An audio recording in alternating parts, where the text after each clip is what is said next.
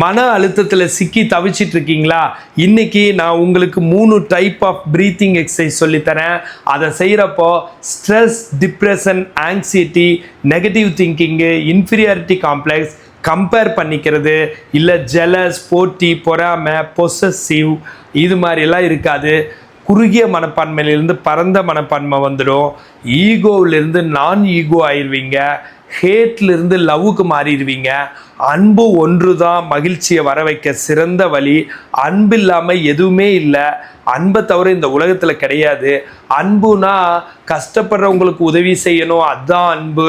அப்புறம் கை கால், அதாவது ஏதாச்சும் ப்ராப்ளம் இருக்கிறவங்களுக்கு, மாற்றுத்திறனாளிக்கு செய்யணும், அதுதான் அன்பு. ஏழை மகளுக்கு சோறு போடணும், அதுதான் அன்புன்னு நினச்சிக்காதீங்க. அதுவும் ஒன் டைப் ஆஃப் அன்பு. அந்த அன்பு வளரணுன்னாவே, அந்த அன்கண்டிஷனல் லவ் வரணுன்னாவே பேசிக்காக குழந்தையிலிருந்தே நம்மளுக்கு ஹார்மோன் ஒன்று வந்து மேல் ஃபீமேல், ஆண் பெண் இல்லை பாய்ஸ் கேர்ள்ஸ் எல்லாம் பார்த்தா ஒரு அட்ராக்ஷன் வருது பார்த்தீங்களா? அந்த அன்பை ஃப்ளோ ஆக விட்டால் தான் இந்த அன்பானவங்களாக மாறுவாங்க. எந்த குழந்தையுமே ஸ்கூலில், காலேஜில், எல்லா இடத்துலையும் அன்பையே ஃப்ளோ ஆக விடாமல் அன்பாகவே இருக்கக்கூடாது. ஹார்மோன்ஸ் எல்லாம் அடக்கி ஆண்டு தான் நீ படிக்கணும், நீ படித்து சயின்ஸ் கண்டுபிடிக்க தான் பிறந்திருக்கிறேன்னு சொல்லி அந்த குழந்தைய வளர்த்தீங்கன்னா, காசு தான் முக்கியம்னு சொல்லி கொடுத்து வளர்த்தீங்கன்னா, படிப்பு தான் முக்கியம்னு சொல்லி கொடுத்து வளர்த்தீங்கன்னா, அந்த அன்பை ஃப்ளோ ஆக விடாமல் நாளைக்கு அப்பா அம்மாவான உங்களை நல்லா காப்பாற்றுவாங்கன்னு நினச்சா உங்கள் கணக்கு தப்பு. அந்த அன்பை ஃப்ளோ ஆக விடாத எந்த குழந்தையும் அவங்க அப்பா மேலேயோ அப்பா அம்மா மேலேயோ அன்போ இல்லை சமுதாயத்தின் மேலே அன்போ வர வாய்ப்பே கிடையாது. அன்புங்கிறது நீங்கள் புக்கில் எழுதி சொல்லி கொடுத்து வர்றது கிடையாது.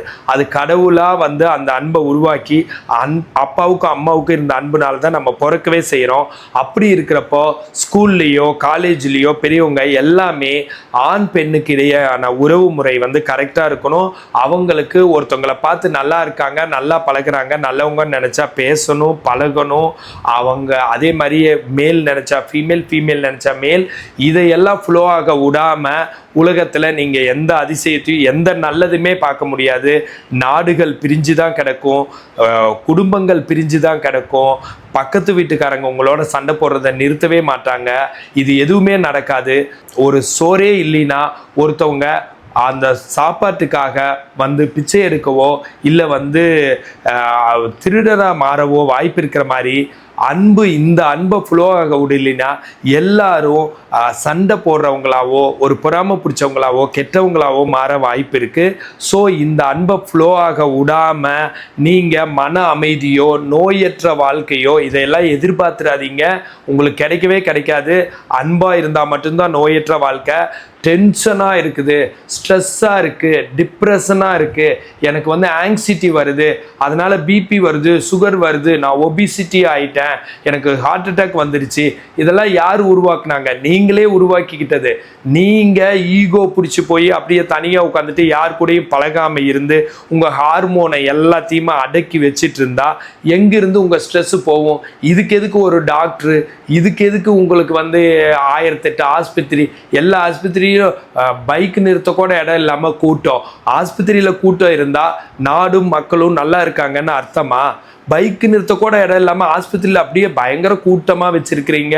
அது என்ன இது? ஆஸ்பத்திரியில் கூட்டமே இருக்கக்கூடாது.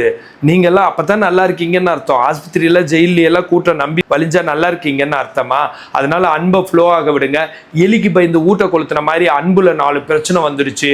இவங்க லவ் பண்ணி அவங்க வந்து அவன் கெட்டவனாக போயிட்டான், இவங்க ஆயிட்டாங்க. என்னது? எதில் தான் பிரச்சனை இல்லை, சோத்தில் பிரச்சனை இருக்குது, சாப்பிடாம விட்டுருங்களேன். சோத்தில் பிரச்சனை இருக்குல்ல, சோறு சாப்பிட்டு தானே ஏகப்பட்ட நோய் வருது. இல்லை பைக் ஓட்டுறப்ப ஆக்சிடென்ட் ஆகுது, ஓட்டாமல் இருங்க. ஃப்ளைட்டில் போகிறப்ப கீழே விழுந்து எல்லாரும் செத்து போயிடறாங்களே, போகாமல் விடுங்க. படிக்கிறதுனால மன அழுத்தம் ஆகி நிறைய குழந்தைங்க சைக்காட்ரி ட்ரபிள் ஆகுது, படிக்காமல் விடுங்க. விடமாட்டீங்களா? அதே மாதிரி தான் அன்பு இல்லாமல் எலிக்கு பயந்து ஊட்ட கொளுத்துற மாதிரி கெட்டவங்க அப்படி தான் பண்ண செய்வாங்க. அதை மீறி நம்ம அன்பாக தான் இருக்கணும். கெட்டவங்களை கண்டுபிடிச்சி அவங்கள தடுக்கணும். அதுக்கேற்ற சப்போர்ட்டிவ் என்விரான்மெண்ட் கிரியேட் பண்ணணும். சமுதாயமோ இல்லை போலீஸ் டிபார்ட்மெண்ட்டோ பாதுகாக்கணும். அன்பாக இருக்கிறவங்களை பாதுகாக்கிறதுக்கு தான் நம்ம இருக்கிறோம். அதுக்கு தான் கவர்மெண்ட்டு, அதுக்கு தான் எல்லாமே. அன்பே வேணான்னு சொல்கிறதுக்கு யாருமே கிடையாது. ஸோ அன்பாக இருந்தீங்கன்னா மனசு மகிழ்ச்சியாக இருக்கும். அப்படி இருந்தீங்கன்னா நீங்கள் எக்ஸசைஸ் எல்லாம் பண்ணி இதை பண்ணி மூச்சு பயிற்சி பண்ணி இதுல எல்லாம் நீங்கள் அமைதியாகவும் அன்பாகவும் மாறணுங்கிற அவசியம் இல்லை. ஆட்டோமேட்டிக்காக கடவுளே உங்களுக்கு ஹார்மோனை கொடுத்துருக்கிறாரு. அந்த ஹார்மோனை ஃப்ளோ ஆக விடுங்க, நல்லா இருங்க.